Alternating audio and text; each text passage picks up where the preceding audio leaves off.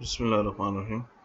Okay, जैसे कि हम लोग अभी जो है वीक 4 का काम हमने शुरू कर लिया है, तो इसमें जो सबसे पहले आपका टॉपिक है वो है एक्टिविटी बेस्ड अकाउंटिंग। ठीक है, इसको एक्टिविटी बेस्ड अकाउंटिंग भी कहा जाता है, एक्टिविटी बेस्ड कॉस्टिंग भी कहा जाता है। ये एक जो है न्यू अप्रोच है कॉस्टिंग के लिए। जैसे कि आप लोगों ने BBA थर्ड में जो है वो कॉस्ट अकाउंटिंग पढ़ते हुए उसमें आप लोगों ने जॉब ऑर्डर कॉस्टिंग और उसके अलावा जो है प्रोसेस कॉस्टिंग आप लोगों ने पढ़ा हुआ है। ठीक है, ये उससे जो है एक एडवांस तरीक़ाकार है। ठीक है, हम लोग इसमें यही डिस्कस करेंगे कि ये एक्टिविटी बेस्ड अकाउंटिंग या एक्टिविटी बेस्ड कॉस्टिंग ABC जिसको बोला जाता है, ABC होता क्या है और जो पुराना सिस्टम था उससे इसमें डिफरेंस क्या है, उसकी ज़रूरत क्यों पड़ी। ठीक है, सबसे पहले जो है ABC costing is a method of assigning indirect cost to product and services by identifying cost of each activity involved in the production process and assigning these costs to each product based on its consumption of each activity। ठीक है, हर organisation में जो है जो आपकी production जहाँ पे होती है, मैन्युफैक्चरिंग जहाँ पे होती है, वहाँ पे डिफरेंट एक्टिविटीज़ होती हैं। कौन कौन सी एक्टिविटीज़ हो सकती हैं, जैसे कि जो है वो मोल्डिंग हो सकती है, कटिंग हो सकती है। ठीक है, काटना है किसी चीज़ को, उसको मोल्ड करना, या कटिंग हो गया, फिनिशिंग, डिफरेंट डिपार्टमेंट्स होते हैं। ठीक है, तो जो है ना कटिंग डिपार्टमेंट हो गया, फिनिशिंग डिपार्टमेंट हो गया, परचेज डिपार्टमेंट हो गया। अब कुछ बंदे जो होते हैं आपकी ऑर्गेनाइजेशन में, वो जो है वो हर एक डिपार्टमेंट में क्या कर रहे होते हैं, एक्टिवली काम कर रहे होते हैं। ठीक है, जैसे कि आपका जो प्रोक्योरमेंट मैनेजर है उसका काम जो है वो फिनिशिंग वालों के साथ भी कि भाई कितना सामान जो हमने फिनिश कर लिया है, मज़ीद कितना जो है वो सामान हमने मंगवाना है। ठीक, ओके, तो इसी तरीके से जो है हर एक एक्टिविटी की अपनी जो है वो कॉस्ट होती है। ठीक है, और हर एक प्रोडक्ट से जो एसोसिएटेड कॉस्ट होती है वो अलहदा होती है। ठीक है, तो इस पे बेसिकली जो एम है वो क्या है, वो यही है कि इन जो एक्टिविटी की जो कॉस्ट है उसको क्या करना होता है, एलोकेट करना होता है। जो ट्रेडिशनल कॉस्टिंग सिस्टम है, जैसे कि मैंने अभी थोड़ी देर पहले भी बताया कि इसमें क्या होता है, जॉब ऑर्डर कॉस्टिंग है, हमारे पास प्रोसेस कॉस्टिंग है। ठीक है, जॉब ऑर्डर कॉस्टिंग में हम लोग क्या करते हैं, डायरेक्ट लेबर और की जो कॉस्ट है उसको हम लोग एज्यूम करते हैं to be relevant to activity based. ठीक है, उसी को बेस करते हैं सिर्फ। ठीक है, प्रोसेस कॉस्टिंग में हम लोग मशीन आवर्स जो है ना उसको बेस करते हैं कि मशीन कितने घंटे काम करेगी। जॉब ऑर्डर कॉस्टिंग में हम लोग डायरेक्ट लेबर को जो है ना क्या करते हैं, कंसिडर करते हैं। ठीक है, allocates overhead using a single pre determined rate. ठीक है, तो जो FOH का रेट होता है वो हम लोग जॉब ऑर्डर कॉस्टिंग में डायरेक्ट लेबर की मदद से कैलकुलेट करते हैं। ठीक है, और जो FOH का रेट होता है प्रोसेस कॉस्टिंग में वो मशीन के उसकी कि मशीन इतने घंटे काम करेगी तो फैक्ट्री का खर्चा इतना होगा। ठीक है, assumption was satisfactory when direct labor was a major portion of total manufacturing cost। ये तब ठीक होता था जब डायरेक्ट लेबर की जो कॉस्ट है वो आपकी मैन्युफैक्चरिंग कॉस्ट का जो है ना वो मेजॉरिटी हिस्सा होता था। ठीक है, लेट्स सपोज आप एक ऐसा काम कर रहे हैं जिसमें डायरेक्ट लेबर का खर्चा ज़्यादा है और मटेरियल का खर्चा कम है, या FOH का खर्चा कम है, तो वहाँ भी ये चीज़ जो है ना बराबर हो जाती है कि भाई अगर लेबर ने 100 रुपये लिया तो फैक्ट्री का खर्चा जो है ना वो 10 रुपये होगा। ठीक है, अब जो है इसमें जो है वो मसले थे। ठीक है, इसमें क्या था, इन दोनों के बीच में बहुत ज़्यादा हाई कोरिलेशन था। ठीक है, उसकी वजह से क्या हो जाता था, अक्सर जो है ये क्या हो जाता था, इसमें मसला हो जाता था।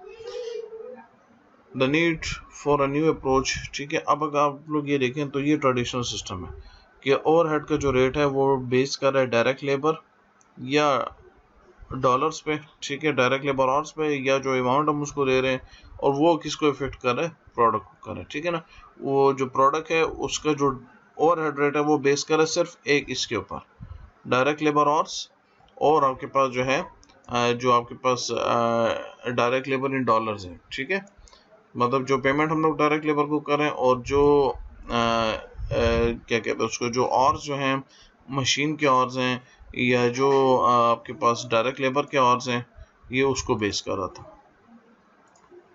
ठीक है, ये आपके पास सिर्फ ये दो बेसिस हैं इसमें। ठीक है, ओके, नेक्स्ट अब इसमें क्या है, चूँकि जो वो है मैन्युफैक्चरिंग और सर्विसेज इंडस्ट्रीज, उसमें ट्रेमेंडस चेंजेस आते नहीं। ठीक है, इसी तरह जो है जो अमाउंट आपके पास है डायरेक्ट लेबर का, ठीक है, उसमें क्या होता है यूजेज के साथ साथ कमी आती रही, ठीक है। और उसके अलावा जो है significant increase in total overhead cost, आपके जो है वो अक्सर जगहों पे ऐसा होगा कि ओवरहेड कॉस्ट बहुत ज़्यादा होगी।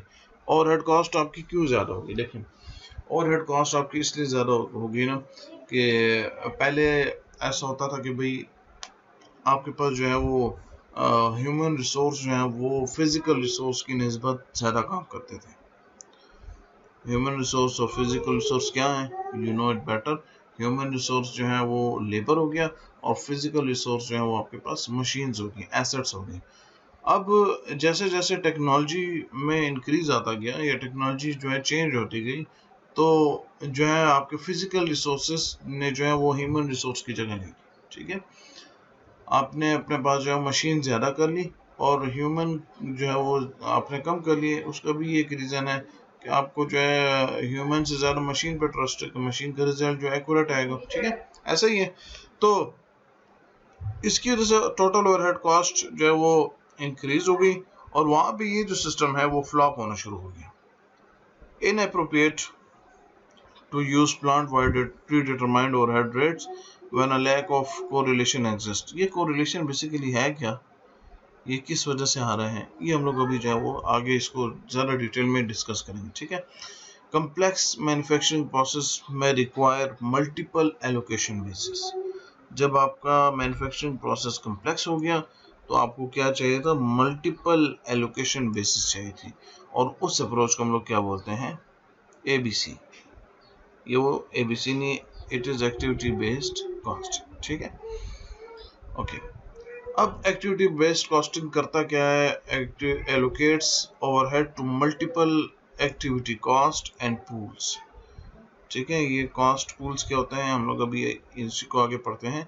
Assigns activity cost pools to products, ठीक है। कॉस्ट पूल जो है वो प्रोडक्ट को असाइन करता है। और services by means of cost drivers, ठीक है। कॉस्ट ड्राइवर्स क्या होते हैं, कॉस्ट पूल्स क्या होते हैं, आइए इसको डिस्कस करते हैं। सबसे पहले एक्टिविटी क्या है? एन इवेंट, एक्शन, ट्रांजैक्शन और work sequence that incurs cost when producing a product और प्रोवाइडिंग अ सर्विस। ये वो इवेंट है, ये वो एक्शन है, ये वो ट्रांजैक्शन है, या ये वो काम का सीक्वेंस है। कौन से काम का सीक्वेंस है? that incurs cost when producing a product। ये उस वक्त जो है होता है जब आप प्रोडक्ट और जो है ना सर्विस आप क्या करते हैं? प्रोड्यूस करते हैं, ठीक है। सर्विस प्रोवाइड करते हैं, प्रोडक्ट प्रोड्यूस करते हैं, ओके। एक्टिविटी कॉस्ट पूल क्या होते हैं? इसको जरा गौर से आप सुनिएगा। The overhead cost attributed to a distinct type of activity, for example ordering material, setting up machines, ठीक है। आपने एक्टिविटी कॉस्ट पूल बना लिए। अब आपकी ऑर्गेनाइजेशन में एक एक्टिविटी क्या है? Ordering material. एक बंदे को आपने लगा दिया कि भाई उसने मटेरियल ऑर्डर्स करने, तो वो क्या कर रहे हैं? वो बेसिकली एक एक्शन कर रहे हैं, ठीक है। इसी तरह एक को आपने जो है ना बोल दिया कि भाई सेटिंग अप मशीन्स, तो वो किस चीज़ से रिलेटेड है? वो एक जो है ना इवेंट से रिलेटेड है, ठीक है। कॉस्ट ड्राइवर्स क्या होते हैं? अब आपके पास any factor or activity that have a direct cause effect relation with the resources consumed। कोई भी ऐसी चीज, कोई भी ऐसा फैक्टर, कोई भी ऐसी एक्टिविटी जिसका जो है डायरेक्ट कॉज इफेक्ट है। कॉज इफेक्ट क्या होता है कि अगर ये काम होगा तो इसका ये इफेक्ट होगा, चाहे वो पॉजिटिव हो या नेगेटिव हो, वो कहलाती चीज़ है, ठीक है। तो कॉज इफेक्ट बेसिकली क्या है कि अगर जो है ना लेबर की जो सैलरी है वो इंक्रीज करेंगे तो उनकी एफिशिएंसी इंक्रीज होगी। ये कॉज इफेक्ट की बात हो रही है, ठीक है यहाँ पे। तो कॉज ड्राइवर्स बेसिकली क्या है? फैक्टर और एक्टिविटी है जिसका डायरेक्ट कॉज इफेक्ट रिलेशन है किसके साथ? Resources consumed. एक ऑर्गेनाइजेशन जितना मटेरियल यूज करेगी तो उसके कॉज ड्राइवर्स क्या होंगे? इफेक्ट होंगे, ठीक है। अब आगे हमारे पास कुछ एग्जांपल्स हैं, होपफुली आपको यहाँ पे जो है ना ये चीज़ें क्लियर हो जाएंगी, ठीक है, ओके। सबसे पहले आप देखें यहाँ पे एक्टिविटी कॉस्ट पूल्स हैं। Activity cost pool, activity cost pool ये कोई इतनी टेंशन वाली बात नहीं है। बेसिकली डिफरेंट एक्टिविटीज़ हैं। Purchasing, storing, machining, supervising. आप देखें मटेरियल परचेज करेंगे, ठीक है, एक बंदा बैठा होगा मटेरियल परचेज करेगा, एक बंदा होगा स्टोर रूम में, गोडाउन में, वेयर हाउस में, वो उसको क्या करेगा, सेव रखेगा, ठीक है, उसको स्टोर रखेगा, इन्वेंट्री को सेव रखेगा, ठीक है। फिर जो है वो यहाँ से परचेजिंग वाला परचेज करके स्टोर रूम भिजवा देगा, ठीक है। यहाँ से कहाँ जाएगी प्रोडक्ट, जो है ना वो इन्वेंट्री कहाँ जाएगी, यहाँ पे जाएगी। यहाँ से निकल के जो आपके पास मशीनिंग डिपार्टमेंट है, ठीक है, जहाँ पे प्रोडक्शन होती है, वहाँ पे चली जाएगी। और इन तीनों इवेंट्स को कौन सुपरवाइज कर रहा है, ये बंदा, ठीक है। अब जो कोरिलेशन की मैंने बात की थी, अब यहाँ पे हमें वो कोरिलेशन शो होगा।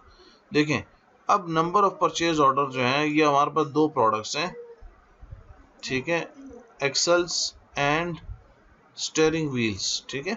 एक्सल बनाते हैं, गाड़ी के एक्सल जो होते हैं ना, वो बनाते हैं, देखिए जैसे यहाँ पे शेप बनी हुई है, दो प्रोडक्ट्स के बाद एक्सल बनाते हैं, और स्टीयरिंग व्हील्स जो है, ठीक है। स्टीयरिंग व्हील भी आपको मालूम है कि भाई जो स्टीयरिंग होता है उसकी बात यहाँ पे की जा रही है, ठीक है ना। तो एक्सल और स्टीयरिंग व्हील्स ये लोग बनाते हैं, ठीक है, दो प्रोडक्ट्स इनके पास। लेकिन अब देखें, जो बंदा परचेज ऑर्डर कर रहा है तो उसके साथ दो एक्टिविटीज इन्वॉल्व हो गई हैं। दो एक्टिविटीज कैसे इन्वॉल्व हो गई हैं, देखिए कॉस्ट ड्राइवर क्या है, नंबर ऑफ परचेज ऑर्डर्स, ये उस एक्टिविटी के जो है ना फैक्टर्स बता रहे हैं कि परचेजिंग आप कर रहे हो तो कितनी परचेजिंग कर रहे हो, वो बेसिकली क्या है, कॉस्ट ड्राइवर्स हैं, ठीक है। अब ये जो है ये नंबर ऑफ परचेजिंग ऑर्डर्स तो एक्सेल्स के लिए भी मंगवाएगा और स्टीयरिंग व्हील्स के लिए भी यही बंदा ऑर्डर करेगा, ठीक है। तो ये इन दोनों प्रोडक्ट का इसके साथ क्या है, कोरिलेशन है, ठीक है। खैर इसको फिलहाल इतना आप वो ना करें, सिंपली आप ये समझें यहाँ पे कि जो कॉस्ट, एक कॉस्ट ड्राइवर है उसके मल्टीपल इफेक्ट हो सकते हैं बस, ठीक है। स्टोरिंग क्या है, अब देखें amount of square footage, storing के लिए आपके पास जगह होनी चाहिए, ठीक है। लेट्स सपोज मैंने छोटी जगह ली, ठीक है, तो उसमें जितनी प्रोडक्ट्स मैंने अगर ज़्यादा मंगवा ली तो उसको मैं कैसे रखूँगा, तो उसके अकॉर्डिंगली स्टोरिंग वाला क्या करेगा, हर एक चीज़ को अपने स्क्वायर फुट के हिसाब से क्या करेगा, इसको मेंटेन रखेगा कि भाई एक्सल जो है वो कितना स्क्वायर फुट जगह लेंगे, ये स्टीयरिंग व्हील्स कितनी स्क्वायर फुट जगह लेंगे, ठीक है। फिर मशीन की बात आती है कि एक्सल्स बनाने पे मशीन के कितने घंटे लगते हैं और स्टीयरिंग व्हील बनाने पे मशीन के कितने घंटे लगते हैं, मशीन आवर्स की बात हो रही है यहाँ पे, ठीक है। और फिर नंबर ऑफ एम्प्लॉइज हैं कि इस प्रोडक्ट को बनाने के लिए कितने बंदे चाहिए हैं और इस प्रोडक्ट को बनाने के लिए कितने बंदे चाहिए, कितना लेबर लगेगा, कितने सुपरवाइजर लगेंगे, ये सारी की सारी चीज़ें यहाँ पे आपके पास है, ठीक है। तो activities and related cost drivers, तो ये एक्टिविटीज़ हैं और ये इनके कॉस्ट ड्राइवर्स हैं, और ये नीचे प्रोडक्ट्स हैं आपके पास। एक्सक्यूज मी, होपफुली ये आपको क्लियर होगा, अगर नहीं होता तो आप लोग मुझे जो है वो फीडबैक दे सकते हैं, ठीक है। मैं आप लोगों को जहाँ जहाँ पे मसला होगा वो साथ साथ मैं क्लियर करता रहूँगा, ठीक है। अच्छा, फिर यहाँ पे आपके पास जो है मज़ीद आप लोग इसको देख लें, एक्टिविटी कॉस्ट पूल्स और कॉस्ट ड्राइवर्स की बात कर रहे हैं कि देखें ordering and receiving material cost, number of purchase orders, ठीक है। Setting up machine cost pool, number of setups, ठीक है, नंबर ऑफ सेटअप्स कि कितनी बारी आपने मशीन को ठीक किया है। मशीन कॉस्ट पूल, तो मशीन की कॉस्ट किस चीज़ से वो होगी, मशीन आवर्स, जितना मशीन चलेगी उतना उस पर खर्चा आएगा, ठीक है। Assembly cost, assembling cost pool, number of parts, assembling किसकी की जाती है। अब देखिए जैसे कि गाड़ियाँ, मोटरसाइकिल, ये सारी चीज़ें जब हम लोग इंपोर्ट करते हैं, ठीक है, तो ये ऐसे नहीं होती हैं, ये पार्ट्स में आती हैं, फिर यहाँ पे हम लोग उसको असेंबल करते हैं, ठीक है। तो असेंबलिंग का खर्चा कैसे आएगा, ठीक है। लेट्स सपोज मैं एक लेबर हूँ और मुझे कोई बोलता है कि भाई जो है ना आपने बाइक असेंबल करनी है, तो मैं कहता हूँ कितने पार्ट्स हैं आपकी बाइक में, तो वो कहता है भाई 15 पार्ट्स हैं, तो मैं कहता हूँ पर पार्ट मैं जो हूँ आपसे 100 रुपीज़ दूंगा, मतलब एक बाइक को असेंबल करने के मैं 1500 फॉर एग्जांपल, ठीक है।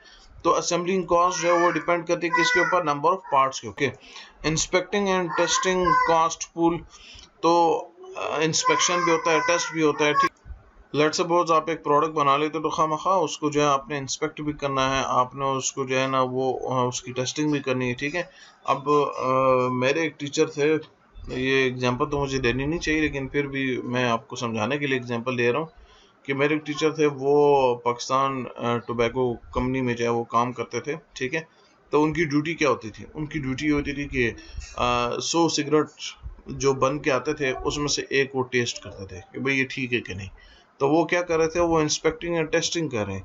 तो इसमें क्या होता है, उनको मतलब सैलरी जो है ना वो एक आसान अल्फाज बोले तो सिगरेट पीने की उनको सैलरी मिलती थी, ठीक है।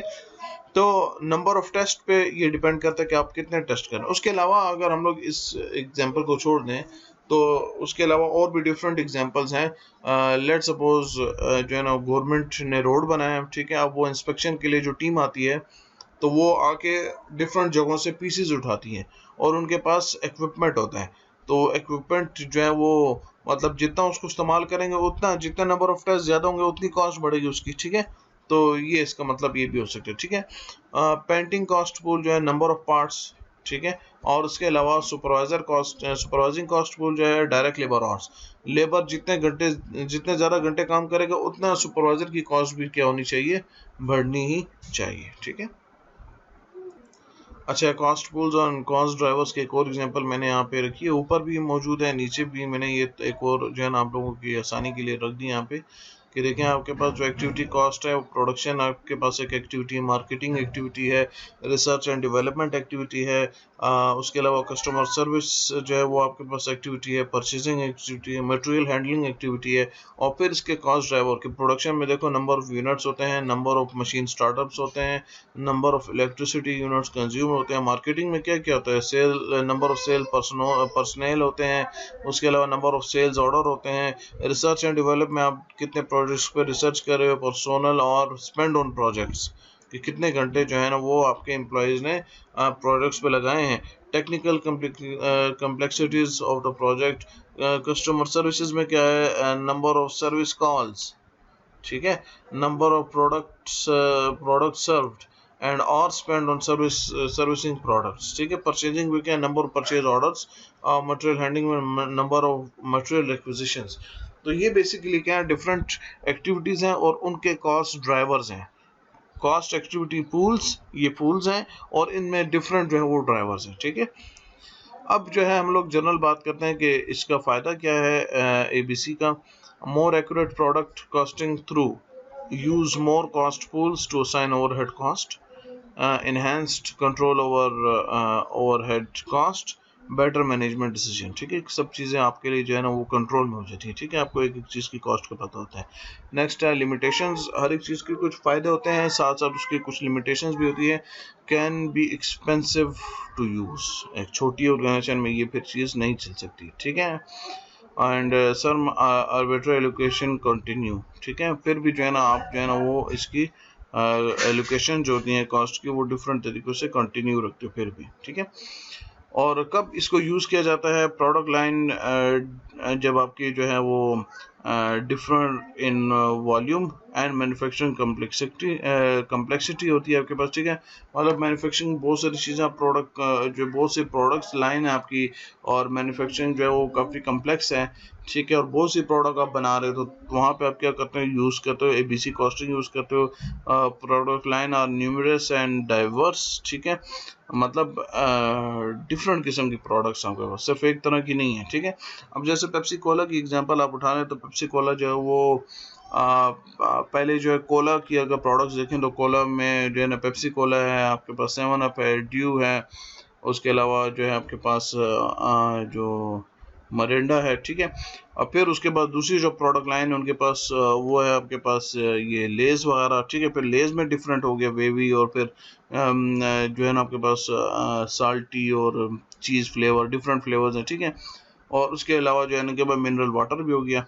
तो ये different product line numerous and diverse, तो वहाँ पे ये चीज़ें यूज़ होती हैं। Overhead cost constitute a significant portion of total cost, the manufacturing process और the number of product has change significantly, ठीक है। जो नंबर ऑफ प्रोडक्ट है वो चेंज होता रहे, ठीक है, मैन्युफैक्चरिंग प्रोसेस में चेंज आता रहे।